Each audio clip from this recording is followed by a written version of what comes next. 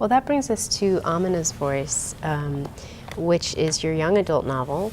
And again, another beautiful cover here. And I just love her. She's such a great character. Thank you. And she is in middle school, so she's already got angsty, friends or alliances are changing, where people are sitting in the cafeteria. She loves the voice. It's very accessible, I think, to most middle schoolers growing up in this country today, contemporary setting. But she's got other things going on too. She has this conservative uncle coming to visit from Pakistan. Her family is kind of figuring out how to handle her brothers who have their own challenges, and so she's just got a whole bunch of middle school mix-up that all kids have, and some things are kind of unique to her family. But what inspired her story and her character? So I think, to what I was saying earlier, the stories that I gravitated toward when I was a kid were these slice of life type of every girl stories, where it wasn't necessarily a big dramatic thing happening. Ramona Quimby, it was very much like her home life and what she was doing, her relationship with her sister and her siblings, and those are the books I loved and always related to the most. And I think that's what I wanted to create, like you said, a character that anybody could see themselves in, even if she is a Pakistani American Muslim girl. The fact that she has relatable fears or anxieties or changes going on in her life that most people experience in one way or another, whether it's feeling jealous of somebody or not knowing what to do about a secret or things like that many people experience, that hopefully it would offer people or readers a chance to connect with this character and like her and feel that they believe her as a person. And then of course at the same time, her being a Pakistani American, she's the character that I wish I had read when I was growing up, and in a way it's a chance for me to offer something to all those kids who haven't seen themselves in a book before.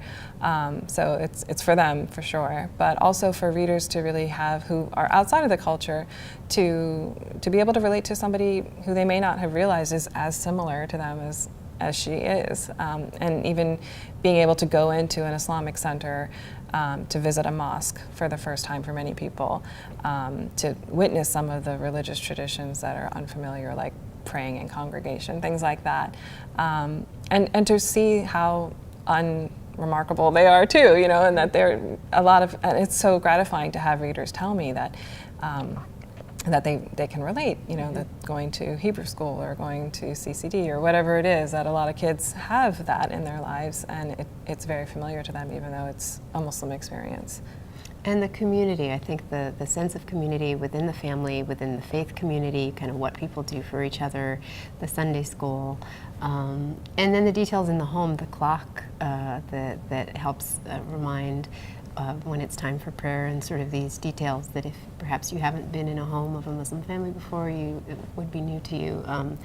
I think I was finding myself kind of at the same time really relating to it and then learning a lot and just feeling like I also would have loved this book if I had read it as a middle schooler, because there was so much in that as well. And it must just be an incredible experience to write the books that you, as you said, you wish you had as a kid. It really right? is. It really is. And that was what I was nervous about, because I didn't want it to feel, because especially, a book about colors teaching about concepts of Islam, it's very much a teaching book. Sure. And I didn't want this to come off that way. Mm-hmm. And of course, there is learning that can happen through the story, but I didn't want it to feel heavy-handed or in any way. That's what I was trying to do, so that trying to weave in these details as part of her life, which they are, and people learning just through reading. And I have seen some people comment on how we don't define terms. There's no glossary at the end of the book or anything like that, and that was a conscious decision that readers are smart and they'll figure it out through context what it is we're talking about, even if we use a foreign word here and there.